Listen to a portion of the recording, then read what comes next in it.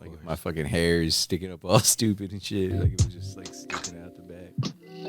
Ladies and gentlemen, boys and girls, cats and dogs, it's your boy Caution, Mr. 700. Round of applause for myself. Good old fashioned round of applause for myself. We are doing this interview live right now from Element Sound Studio with the one and only Mr. Christopher O.Z. Billik himself. Round of applause for him. How's it going, sir? I'm living. I feel like we got enough warm-up talk, so we kind of know. Yeah, we did a whole podcast before the yeah, podcast. I missed it. You know what I'm saying? I wanted to press record, but that's for the exclusive. Oh yeah. But how's it going, man? New space, new everything, man. How's it going over all here? new everything. Yeah, no, it's going great. I can't even complain, man. Dope. For real. So, formerly of the Kitchen Studios, how long were you at the kitchen? Oh God, I was, in the kitchen till the fumes make me feel smothered. Whatever Pusha T said. The way it melts, the fiends can't believe it's not butter. So an advocate of the kitchen, you know what I'm saying, for so long. I know a lot of people know you from there, but like, and this is just in my personal opinion, I would say the best engineer in the city. Oh shit. I think without questioning for me. I mean, I know there's some others that do some other things, but in my personal opinion, I would give you that crown. I mean, you know what I mean? Another round of applause. I don't know what to say to that. You know what I'm saying? You just take compliments, pause. You don't have to do nothing with them. You know what I'm saying? On. You stick them in your pocket, and later on, if you want to pull that out, pause, and do whatever you want to do with it. It's up to you. Lately, I just be like, I try. Right. People, and I think if people do enough research on you and all the people you've worked with and all the things that you've done, I think they'd be hard pressed not to agree. But that's not for you. That's for us to determine anyway. So. I mean, I don't be on anybody's little list and shit. Yeah, but what is the validity of any of those anyway? Like who even makes these lists from the start? I don't know. Yeah, I definitely got a few people's homeboys on there because I'm like, okay, here's a list of 10 people, and 5 of them I've never heard of. Niggas be big mad about them lists too. It's always a disturbance. It always causes friction. Yeah? But it's just the opinion of another individual. It's all subjective. I never know why people invest in that. I always look for the movers and shakers, though. Like, the people, if you need something done and done a certain kind of way, who do you go hit? You know what I mean? Yeah. Or the fixers. Like, if somebody fucks something up, who do you take it to fix some fuck-ups? You know what I mean? I'm like the wolf of that See what I'm saying? Yeah. And so a lot of those things people don't really take into consideration is based upon a name. So I always say when I see an engineer's page and then I see, like, every artist he's ever worked with. Right. Because that doesn't give me a clear indication of your work. It just means you've worked with a lot of artists. You know but not what I only mean? that, that's hard to, like, if you're, I mean, don't get me wrong, like, resume building is kind of like my mission of the next, whatever, 5, 10 years, whatever the fuck. But Right. I mean, what am I trying to say? Like, when you've been doing it as long as I have, like, I don't think that would fit in, like, a buy, like, you know what I mean? Like, it wouldn't fit. Like, so sometimes when I see that, like, especially cats in LA or whatever, you know what I mean? It's like engineer and it's like Roddy Ricch and then like 2 other people and then I'm like, oh, so he worked with Roddy Ricch. Right. Exactly. That's cool. I mean, don't get me wrong. I'm like, that's cool. But I'm like, how, I kind of work with everybody forever in Texas. So it's kind of like. And word of mouth, man. Word of mouth or people talking about you is always a big deal. And I say with you, whenever your name is brought up now, sometimes it's in conversations where I'm like, damn, y'all work with OZ too? It's like, that's crazy. And it's just like, it's dope to hear that people really appreciate, what you do specifically when it comes to engineering, when it comes to producing. I mean, I don't know how many people utilize the production when they come in here and like really, really know how deep you've gotten into that, because even into the fabric of, Dallas, as far as like the DMD shit that you did, it's like, it's not all one type of sound either. So right, yeah. Kind of explain that though, like, your work as a producer as well. Like how long has that been going? Well, that's how I started. Right. I mean, I really started, well, I mean, I guess it's hard to say because, like, I did. You started in radio. No, that's actually Like a detour. Yeah, that was like, okay, so if you want the whole, there we go. We're here. So, I was born as a very tiny baby. No, I'm just kidding. And like, did they swaddle you? There was no room at the end, so I was born in a manger. This is how. So Like, no, I mean, when I first, I was taking piano lessons and stuff when I was like 5 and, all that and doing like little recitals and stuff. But my first interest in my own musical endeavors was, like I started writing like little poems and stuff, like when I was like 11 or probably 10 or 11, I started getting the urge to like write songs. You know what I mean? Well, first they were like poems, but then I was like, maybe if I learn the guitar, then I was like, I can like make up like songs out of these instead riffs of just and shit like that. Yeah, I was like, instead of just poems, like I can make songs. You know what I'm saying? Because I like to like listen to the radio and like imagine that I was like, you know what I mean? Like, and I would listen to all genres, like in the early '90s, late '80s, like you know what I mean? I would listen to, Stevie Wonder, Gloria Estefan, all the Boyz II Men, Tony. I liked all that. You know what I mean? But I like Guns N' Roses, like all that was the shit to me. Like that's one thing I always think back to was like when I was little like that, like how all that shit was dope to me. Like it was like I didn't understand it at all. Like it was just this noise coming out of speakers, and I was like, whoa. I was like, how do you do that? Like I did not understand. So I got a guitar, and then I would just play guitar every day. But then it wasn't very long after that, like definitely before I was good at that I was like, I want to hear this. What does this sound like? And so I was like asking my pops, like, do we have a like I want to record this? And he was like, oh, I got this tape recorder. I guess like it was this nice ass like Pioneer reel to reel from back in the day. I guess people used to like record their vinyls onto these like long tapes so that they could like play them at parties and stuff and like or like whatever I don't really know, maybe recording the radio. I don't really know why it was marketed to consumers, because it was like a pretty high end in my dad's hi-fi, this like reel to reel, and he just like gave it to me. And so I was like oh, okay, bet. And so like I went to Radio Shack and I got a mic, but then I was like, wait a minute, this thing has 2 mic inputs, like, but there's only one. Like I was like, how do I put a mic on the guitar? And like I went to the music store and I was like, hey, I got this tape recorder, I'm trying to record this song. Trying to drop these bars, man. And never dropped no bars before. I got this hot fire, this 11-year-old emo suburban angst, about killing my parents. I gotta put down. My dad gave me this tape recorder, and so like, how do I get 2 mics in this thing? And they're like, oh, you need a mixer. And I was like, oh, so like, what is that? And they were like, oh, you just like, they were like, you can plug 7 mics into this one. It was this used old PV mixer. I was like, bet. I was like, I need that, And so I got the mixer. And so then I was like, and literally like every weekend I would go to the music store and I'd be like, okay, I got the mixer you sold me, but like piece by piece. Yeah, but I was like, the shit's noisy. And they were like, well, how loud are you like turning? Anyway, so I was like, and that's like when I met this dude, Robert Chapman, who I still like know, you know what I'm saying? Who, this time. Yeah, so he was a live sound guy, and he worked at the music store, and he used to play in like bands and stuff, like funk bands and stuff. Real cool dude, Bobby Chapman, and he would be like, well, you got to turn it up loud, like hit the tape kind of hard, and he kind of, and I was like, okay, cool. And so then I would come back and I'd be like, okay, I'm doing that, but I'm like, now like it'd distort when I hit it too hard, and he's like, well, that's why you need a compressor. And I was like, all right, cool. So I bought an Elisa's compressor. He put you on the whole game. No, the whole. I'm talking about the whole game, bro. Like from like day one, like I would always go to the music store. I would ride my bike all the way to the music store. And so, yeah. So anyway, I had bands with my friends and stuff. Like, we put a little band together. I would write all the songs. We would play. And then like right around that same time, like, I had all the recording stuff. And so, my homeboy Robert Chapa, like we were in biology class in like 8th grade and in science, whatever, life science or something, And I was like, hey, what are you doing? And he was like, I'm writing these raps. And I was like, oh shit, you rap? And he was like, hell yeah. And I was like, I got a recording studio in my garage, Yeah. And I was like, you should come by and like, rap into my mic, into my compressor, like this is gonna be dope. This fancy shit. And he was like, can you make beats? And I was like, I kind of skipped a part of the story too. I kind of skipped an important leg of the story actually, because, and I'll make it quick, but like I had like on my computer I had this program called like Power Tracks Pro, and it was like a MIDI sequencer, and I would sit there and I would draw like these compositions into it.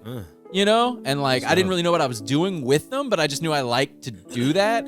And like I was telling Robert, Bobby Chapman from the music store, I was like, hey, I draw these little things in my computer, but I was like, the sounds are kind of like shitty, you know? And I was like, they don't sound good like the keyboards here. And he was like, oh, you need to take the MIDI output and put it into like a sound module. Right. And I was like, oh, okay, cool. So I bought this old Kurzweil sound module. Oh yeah. And you could hook the printer port up like as a serial connection to that. So I was kind of doing that in my spare time, you know, typical, so like typical you 13, were going through both of them at the same time, like learning to produce and engineer all at once. Yeah, and I had a drum machine from the music store and stuff. Everything that came up in the used room at the music store, like they would give me a player price, and I would, and then starting when I was 14, I started teaching guitar lessons up there. So I would teach the little kids guitar lessons, and I would make like, I think $10 or $15 for 30 minutes. Oh, that's dope. So like on a Saturday, I could make like $90 or whatever. But then the owner was cool in the sense that like, say I wanted the sound module and it was $550, he would let me put on a payment plan to him. So like I could just give him like $50 every Saturday. That's love. Shout out to him, man. Yeah, nah, for sure. Bill Scott, cool guy. So anyway, still know all these people. You know what I'm saying? Right. Anyway.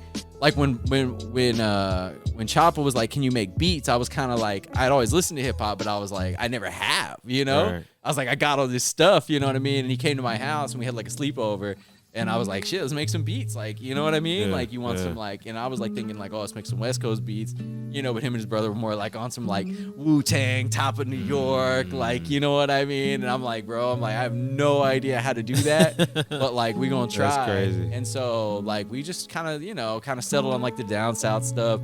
We started making stuff. So, anyway, so bands and then making beats with them, but the whole time feeling like I should be the one recording it because we didn't have anybody else to record it. You know what I'm saying?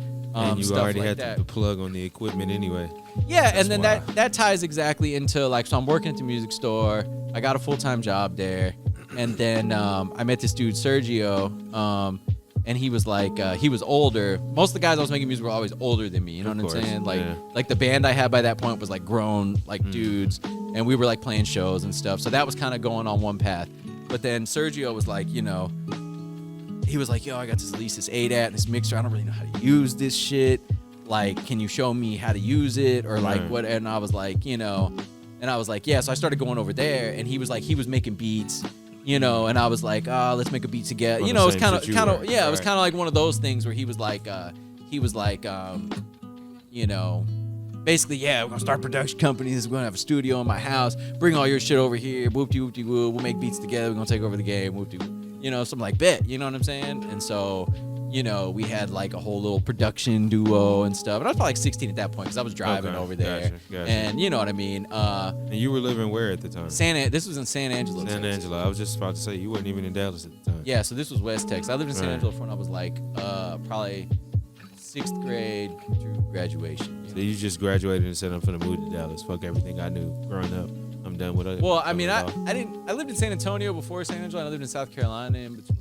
I kind of never felt like I was from there as much as that, you know, when my parents split up, my mom took me there. So I kind of like, I mean, don't get me wrong. I think all that shit worked out well in the sense that it had an upside and a downside. So the downside would be that in a town like that, you don't get as much exposure to like you're kind of behind. And I don't mean that in no disrespectful way to anybody there, but like the resources are limited. The resources are more limited. Your exposure is more limited. That being said, there's not very many people in like a big like Dallas, like the 4th largest city in the country. They're gonna take like a random 14-year-old kid who just rode up on his bike and just take him under their wing and let him like just sell shit and teach kids guitar lessons and put shit on a payment plan and fucking just like, you know, and then turn around and give him the keys to an entire radio station a year later, which is a whole other rabbit trail. But like, you know, so anyway, I feel like this is an important part of the story because I left the music store. I was working with Sergio. I started working at the radio station.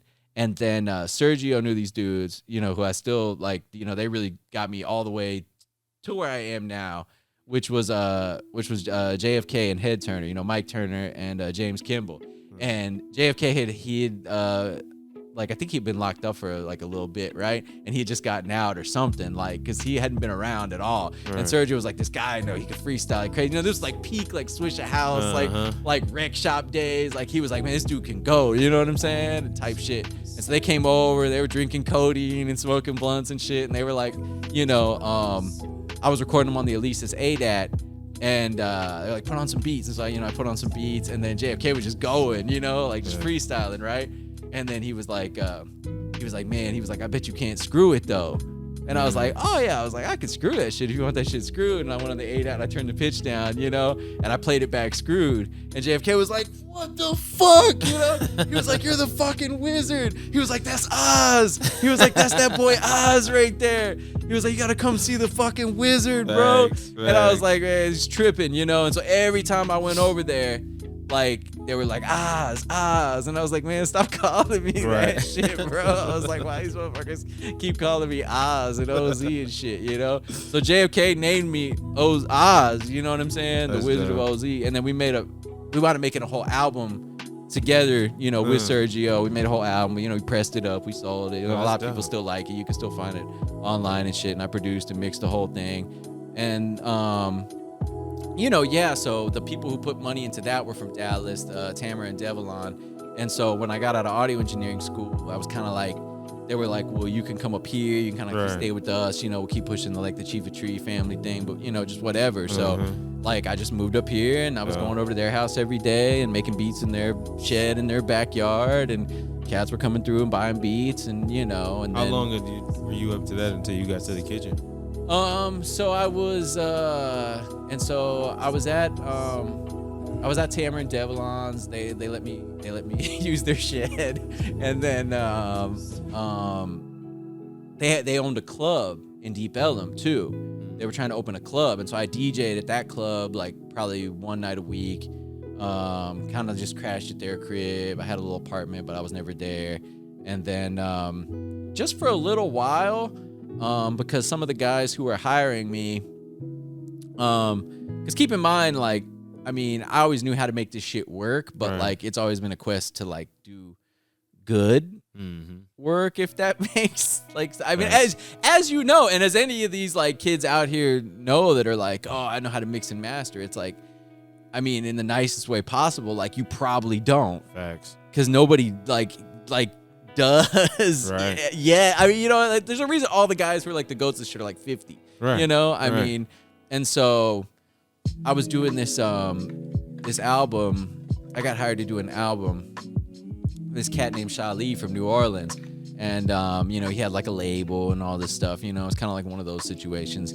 And you know, they would come to the shed, and we didn't have any AC, and it was the summer, and I'm cooking up beats, and I'm selling to Shali. You know what I mean? Like all the stuff that comes with that, you know, where I'm like, dude, you got to do it again. You got to do your ad-libs. And he was kind of a big dude too. He had a high voice, one of those big dudes with a high voice. And I remember him coming out the booth covered in sweat. And he said, "Oh, Z, it's fucking hot. Fuck you." And I was like, all right. Oh shit. You good? I was like,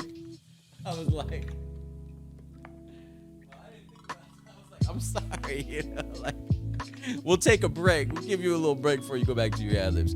But anyway, we got to the mixing stage, and I was like, I had the mixes. They sounded pretty good, and you know, Charlie was like, man, this shit doesn't sound good. He was like, we got to take it to the JP at the kitchen. I was like, damn, you know, I was like, I mean, I mixed the last shit I did. People are buying the shit. I mean, sounds pretty close to what I want to me. You know what I mean? And he was like, man, he's like, you got to meet JP, because he was like, man, I done this in the kitchen, sounded better than this. Fuck that. Like, let's export the files. We go to the kitchen. So I was like, cool. So, you know, we went to the kitchen, and then, you know, I mean, that was real quick for me because, like, I had clients and stuff. And so, you know, I went and talked to JP. Like, you know, we chopped it up. We were talking about equipment and all this kind of stuff. And he was like, man, you know, I got this B room. He's like, a lot of kids say they can record, but they don't know what the fuck they're doing. You know, he was like, I got these cats. They want to record right now. He's like, you can record them. And if you can do it and they're happy, then you can work here. And I was like, all right, cool. You know what I'm saying? I was like, that's super dope. Yeah, I was like, that's all day, you know? And so, like, you know, I was recording these cats, and you know, like that part I could do. Making this shit work was never the problem. You know what I mean? I mean, I was the Wizard of Oz, so it was like, it was no problem. You know what I mean? They're like, Right. put the hook there. I'm like, boom. You know, they're like, oh, mute that part, get rid of that part. I'm like, oh, boom, boom, boom. You know. So then JP came in and was like, how did it go? And he was like, oh, this dude goes fucking hard. You know what I'm saying? Right. Like, he's the Wizard OZ. Shit, we trying to book him tomorrow. And JP was like, all right, well, shit, show up tomorrow. I was like, bet. So, you know, I had like literally like 100 beats cooked up. Like, you know what I mean? Because all I was doing was sitting in that shed cooking Making up beats. You see what I'm Uh-huh. saying? And at that time of my life, I would always sit there and make beats all day long. And so, I mean, you know, I was broke as shit. And I like really, I mean, I never stayed broke in my life. Like, I never really stay broke because I always get active. You know, like it's one of my favorite caution lines ever is my natural habitat requires a knack to get active. I'm like, yes. I'm like, that's one of my favorite lines. You always got to be ready. Don't let them catch you for slipping, sure. man, You for know what I'm real, saying? At any So- point in time. But I was pretty broke at that time. Like it was kind of like my, you know what I mean? Like the shed I was working on was in DeSoto and my apartment was off Royal and 75, you know? So I remember being like this guy Ron used to book me, like, Right. shout out to Ron, you was full of shit, you know, like, and like I would like, you know, I remember multiple times like I would be like, you know, and he was paying me $20 an hour to record it, you know, and so we'd do like 2 or 3 hour sessions, and I remember like, you know, at least a couple times driving all the way to DeSoto, and then, I can't make it. You know, and I was broke. Like I was like, I need this $60, like to, you know what I'm saying? Right. So I was like, fuck. Like this shit was just kind of like, you know, I just left my mom's house. You know, so I was kind of like just that fresh out your mom's house broke. You know Out what I here, yeah, mean? for Like real, just though. out there. You know what I'm saying? Well, like, man, at the kitchen, like, Cass was booking me every day. Right. Like, you know, I started selling beats like immediately. People were like, oh, you got beats? I started playing them beats. Right in that environment. $150, $200. You know what I mean? Like, I remember just immediately, like, not that I was just rich, but like, I just was like, oh yeah, like I had this cash box in my house, and I remember like real quick, I had like 2-3 G's in there, Facts. like just Just stacked from up, beats. like just from beats, and I was like, oh okay.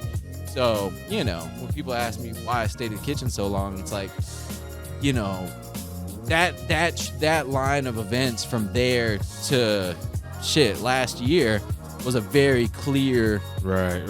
path. Like there was a couple times in the past that I thought like, you know, there was a time that like when me and Milk were gonna move to LA, and that didn't pan out, you know, and there was a couple times where, you know, shit was about to leap in a different direction, but in general there was nothing ever stopping me from doing what I felt like I needed to do there. Right. You know what I'm saying? It was, There was no hindrances or anything holding and shit you kept back. rolling. Facts. I was going to say, it ain't like you wasn't always booked anyway. Yeah, so at some point I was gonna have to be like, oh, your album, I'm not finishing it. Like I'm Right. leaving. Bye, I'm moving to LA. So I just didn't do it. You know. So what stopped you from going to LA? That was a weird situation. That's a whole long But there's story. more into it. So it was more so the particulars than it was just you feeling that you needed to stay. Yeah, like I at that time, and don't get me wrong, you look back, I'm sure you do the same thing. You can look back at a lot of like things you did at certain stages in your younger life, like, well, that was stupid. Good old revisionist Like- history. No, or just being like I should have like done, you know what I mean? Like I Right. could have done it differently. But when you're 22 or 23 or 5 or whatever, you know what I mean? Now that we're 27, Facts. and we're so much wiser. Shout out to being in our 20s. Yeah, we're so much wiser now. Disregard the gray hairs in my beard. Yeah, if no, it's for in sure. 4K, shout out to Justin Livingston for the 4K on the grays It's in the like beard. me and Caution Shit. have records together from when we were do the 12. math, 7 years old. But We've been making conscious hip hop for the past 15 years, okay? We started in our youth. No, that's real though. I don't think a lot of people even know that. That's why I'm like, damn, I don't think people know, like, even the radio thing. Like, that was something I remember you telling me about that a long time ago. I was like, damn, you work for radio and all that shit. I was like, damn, you were kind of built for the music world in general. Have you ever done anything else that wasn't related no, to I've music? never had a real job in my life. That's crazy. I've never, yeah. Dedicated to the game. But I've had the most shit music jobs. Facts. So You know, working at the music store, doing all that, you know. You just jump in as an A&R and fucking. But that's something I tell people, like, to this day, like, about producers and particularly artists. Like, I know a lot of artists who won't, you know, fill in the blank, whatever it is, sing in a cover band, or they won't perform at a club with 30 people. Right. But you check back with them 5 years later, and they're working in a nursing home emptying bedpans. Facts. And I'm like, well, you know what I mean? It's like, which is fine. Don't get me wrong. If that's what you got to do to make but it. And I've actually talked to people who are like, it's that serious to them. Like their art is that. They cannot separate those two. They're like, if I can't produce the type of records I want to produce, I will,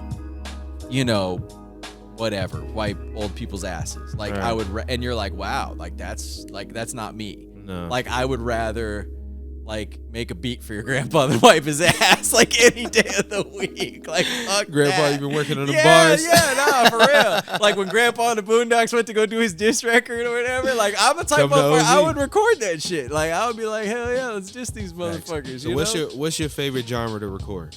Favorite genre of music to record? Like what keeps you going in here? I mean, I like all types of music.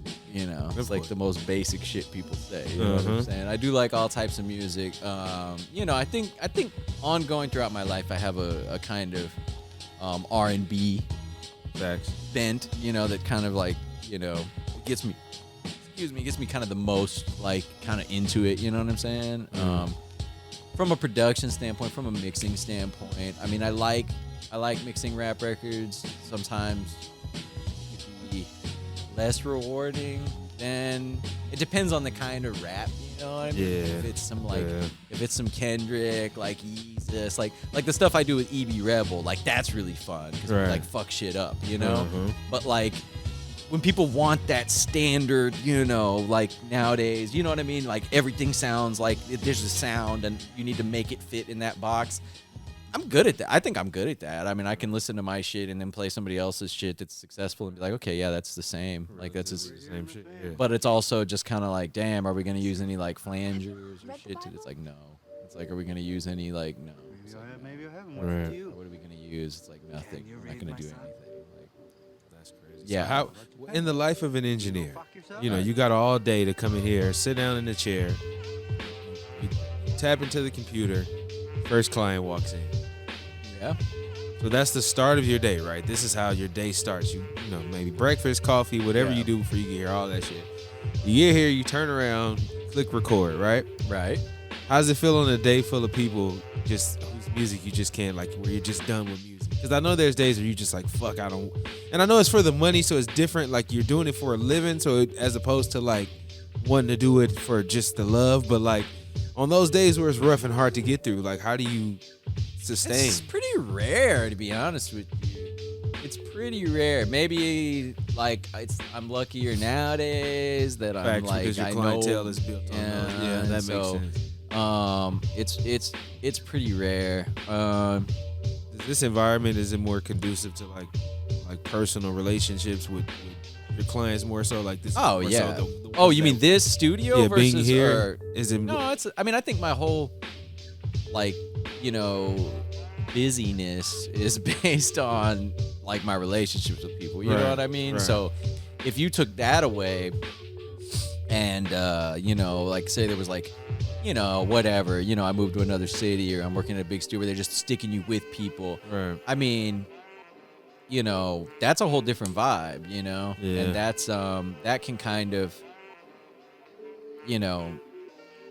you got to reprove yourself to these new people. They don't know who you are. They don't have any respect for you yet, which is fine because they don't know you. But they're I had some guy in here. I guess he was supposed to be on. I don't know.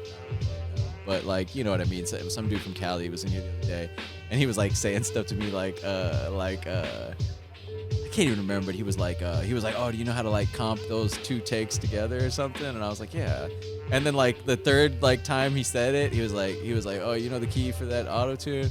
I was like, bro, Wizard OZ, bro. This is what relax. I do. I was leave me chill alone. out. And then he finally got he tried to relax, but I was like, maybe I was like, do I need to let you know? I was like, right, I feel yeah. I But feel it's I crazy need to though let you because know. even everybody that I've ever had come with me to the studio with you, whenever they leave, they just bro, I got to get his information. This is where I need to come. And it's just well, when people ask why I don't go certain places, it's because it's not just oh, OZ has the greatest sound of all time. Yeah, because that's exactly probably not true. It's about the working experience.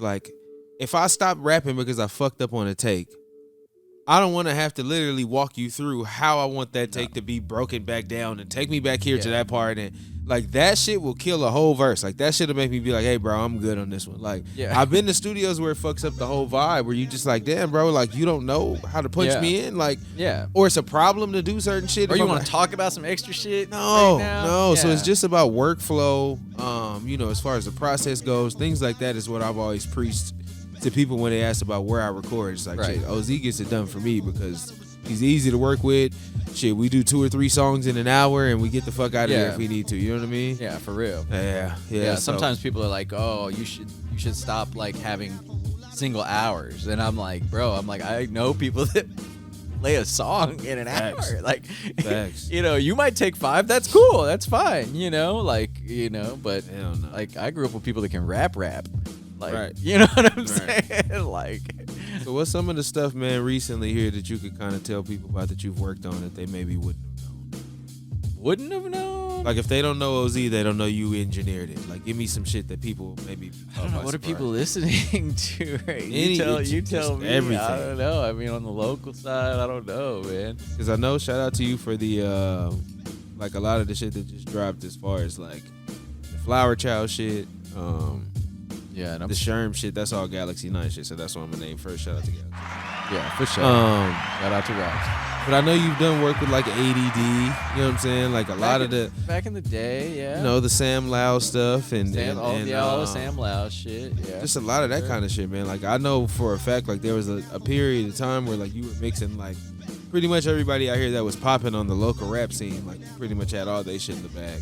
Yeah, Coach Tev and all them shit. They dropped the Black Ice and shit, which I love their shit. That whole hard. Yeah, that whole family of artists, Jay Luce, Coach Tev, you know, Blake Chris, like they're all like they kind of remind me not musically, but just of the experience of like you know you, Johnny, Eclipse, just like this whole collective of talented people, and you're just like, whoa, like how are y'all all this talented, and y'all all just like instead of like repelling each other or like fighting with each other or like somebody trying to be the king of the mountain, like y'all actually all work together, like work together, and that's like crazy, you know. And I always tell, and I'll say that like as far as collectively, y'all and you know that whole group of them, like I always tell them, I'm like, bro, if y'all were like if people knew y'all, like if y'all were whatever signed to like fill in the blank, whoever you think they would fit with, like you know, y'all would be on. Like there's no doubt in my mind that like the music is dope and good enough and everything, you know. Key indication that this shit is not all about music. Children, if you're choosing a profession, just know that it's not all about the music. It's not all about that profession, period. Facts. I mean, you think Gordon Ramsay probably makes like the best fucking mashed potatoes in the world or something? Like, you know what I mean? It's all marketing. Right. I mean, and if nothing proved that, nowadays proves that we are in the era of that being proven. Donald Trump proves that. Oh, yeah. Come on, man. Fool doesn't build buildings and is, you know, convinced you that he builds buildings. You know what I'm saying? We got an Elon Musk who doesn't build shit. And has convinced people that he's the world's greatest inventor, and he's never invented anything. Literally never invented not a thing, you know? And, you know, so that's the environment we live in now. You know, the person who's probably, you know, the best whatever, when you dig under the surface, they probably, you know what I'm saying? They're probably not even doing it. Unless it's sports. That's probably why people like sports, because it's the only thing left that's real. All on the surface. You see it, you know who it is and all of that. I think that's the part about like what you do that I would probably like revel in the most. Like if the work that I did, I'm always one of those people, the self-gratification type of individual. Like I want you to know what the fuck I did. Like I don't want to just do it and kind of just be like, yeah, I did it, and just I want you to know what the fuck I did. So that's really the motivation for this interview for me, because like I needed people to know, like when I'm speaking about, you know, Chris Billik on Facebook, if you see me posted it, or OZ or whatever it is, like I'm not just hyping somebody up because he has a studio and he lets me pay him to record here. Like nah, man, like this is somebody who I believe in, somebody I rock with, somebody I know is a regular fucking person, for one, because a lot of y'all motherfuckers in these studios and these types be weird as shit. So like this is an ode to, look out for Oh, somebody. I'm weird. You know what I'm saying? I'm yeah, weird. but it's like good weird though. Like I appreciate that. Yeah, there's a difference. I know what good, you mean. weird, Yeah, no, these weirdos. and like these fools weirdos out biting here. your toenails as you record my studio session, looking ass. But yeah, man, I appreciate you letting us come through. You know what I mean? Anytime, Shout out bro. to everybody who knows where OZ is. If you don't, look him up. I'm sure he can be booked if he has time. Yeah, for sure. If he has time, I'm gonna say that again. Because my man is booked and busy. I hate that kind of term because I sound like my wife talking. But he is booked and busy though. Like he is one of those individuals. Like plan out a month or so Yeah, in advance. And it's probably good for you, honestly. It's Facts. Come in here prepared too. But that's a different conversation. You don't have to come in here prepared. I don't care. Yeah, but it's money though. That was always my biggest thing. Like you come to the studio unprepared and pay for time to just spend it here talking. Hey, Fuck you that. know, I gotta talk shit on Facebook too. Right, that's true. Give you some time. Shout out to my man B. Clark in the building. Shout out to my man Justin Livingston recording. Already. This was supposed to be a live show, but fuck that. We got to make this worth it. Yeah, we gotta edit out. We gotta edit out all my curse words, man. Yeah, man. This is life behind bars, man. Appreciate y'all stopping through. Already.